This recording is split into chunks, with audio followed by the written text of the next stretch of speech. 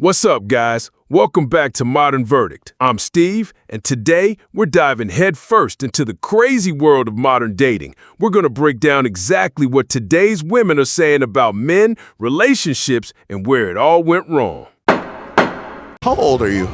I'm 44. How do you feel about sex on the first night? I don't care. If I have to do, I do. But if I go through dating with somebody else and I figure out this guy for a relationship, I don't make sex first time. So wait, if he's a good guy, you'll make him wait. If he's a bad boy, you'll give it up. Ma'am, please stop dreaming at 44. You're still talking like a 20-year-old playing games with guys. Do you even realize how ridiculous that sounds?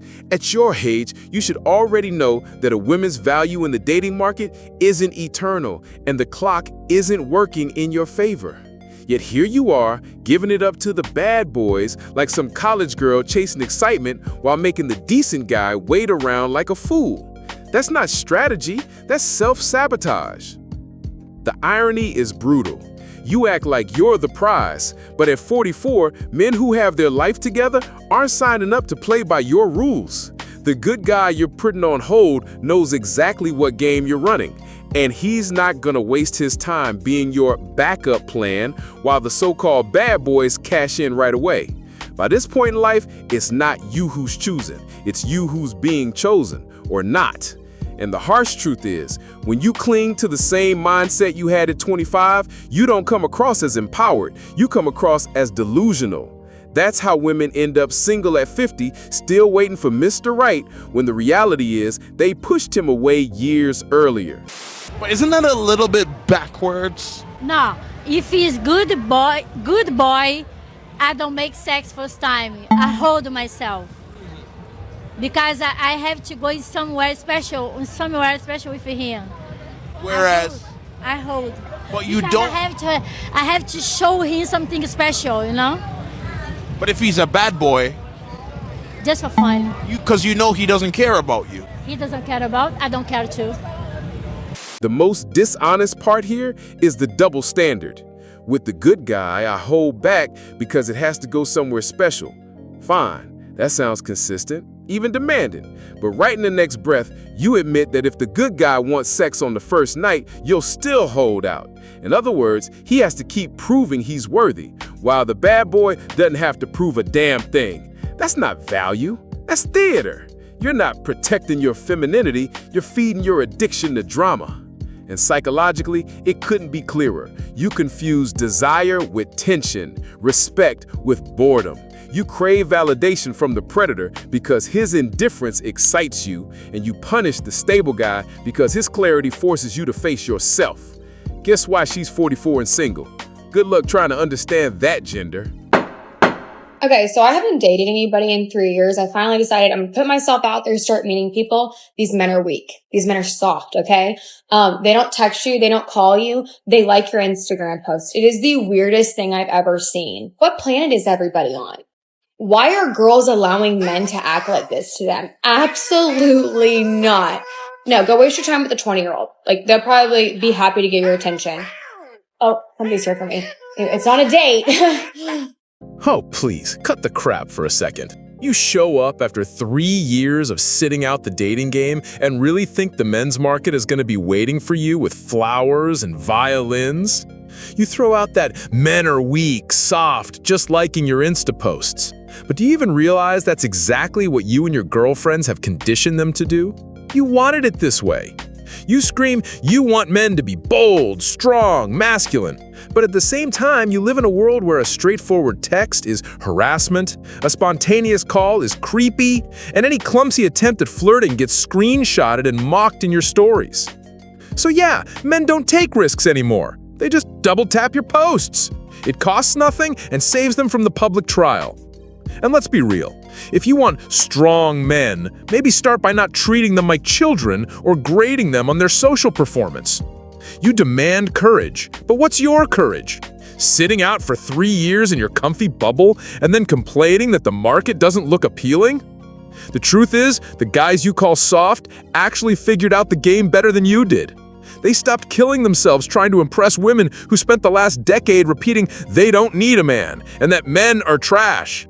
So yeah, they've learned to conserve their energy. And now you come whining because, surprise, you're reaping the exact world your generation created. That jab of yours about go waste your time with some 20-year-olds is even more revealing. You think it's an insult, but it's really an admission of weakness. Those younger women, they attract men because they give what you refuse to embody: freshness, femininity, lightness, and, worst of all for you, a bit of admiration for men instead of nonstop contempt. You can sneer that it's a waste of time, but the truth is, men are voting with their feet, going where they actually feel valued, not attacked. It's not that they're soft, it's that they're done being punching bags for bitter women. So don't play the victim and don't pretend men have suddenly changed. No, society changed, and so did you. Men just adapted. Instead of 3 bouquets of flowers, you get 3 likes on Instagram. It's cheaper, it's safer, and it throws your own cynicism right back in your face. You wanted men docile, house-trained, obedient to the new rules? Well, you got them. But don't cry that they're weak when what you secretly want is for them to grow back the balls that you and your era cut off. If you keep attracting lessons in dating, it's because you're chosen for a higher love, which means the more fucked up or non-existent your love life is, the higher the divine union you're calling in. Because your soul cannot settle in mediocrity, you have to endure the training grounds first. Old souls will attract unavailable people over and over and over again because they actually have to learn how to be more selfish and be more comfortable being vulnerable in the spotlight. You'll also attract a lot of those almost fake out relationships because you're mastering discernment. Yo, man, your whole thing is new age bullshit wrapped up in pseudo-spiritual jargon to help you swallow a much simpler pill. You make shitty choices in love. You fuck up, and instead of owning it, you hide behind stories of karma, old souls, and divine union. Basically, you're trying to turn your failures into some kind of mystical diploma. It's the same delusion as people who lose the lottery and tell you the universe is preparing them to receive great wealth. No, the universe isn't training you. You're just repeating the same mistakes because you refuse to take a hard look at your own behavior. Because you're so generous and you're so giving, you actually have to learn how to give less chances. So the more you see those red flags and the more you pay attention to them and the more you sooner, the quicker you're going to learn these lessons. You'll also undergo more karmic connections because you're offsetting all the carryover energy from past life experiences. Because you're a healer and because you're here to create impact, one of the biggest catalysts is undergoing traumatic experiences in your love life. Basically, your love life and your career will all make sense backwards. Your whole spiel is dangerous because it completely strips away any personal responsibility. If I listen to you, every rejection, every toxic relationship, every unavailable guy or girl is a test from the universe. You see the mechanism? It lets you play the victim and wait for a solution to fall from the sky instead of doing any self-reflection. It's the perfect trap of our modern age. We call something karmic when it's really the direct consequence of our own short-sighted choices, our delusions, or our inability to set boundaries.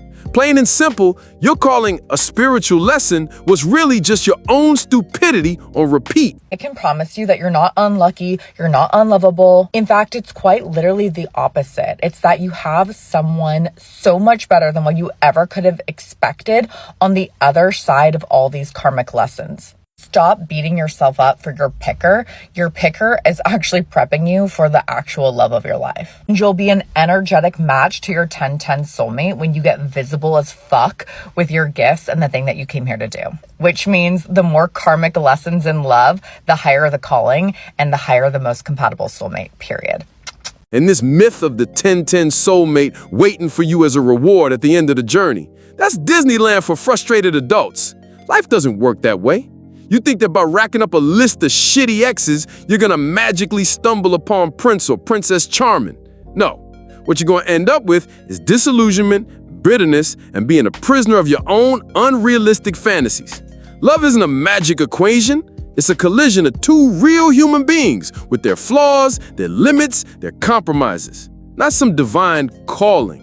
In short, if you keep telling yourself these stories, you're not moving forward. You're just digging yourself deeper into a cheap-ass religion where failure is sacred and mediocrity is dressed up as destiny.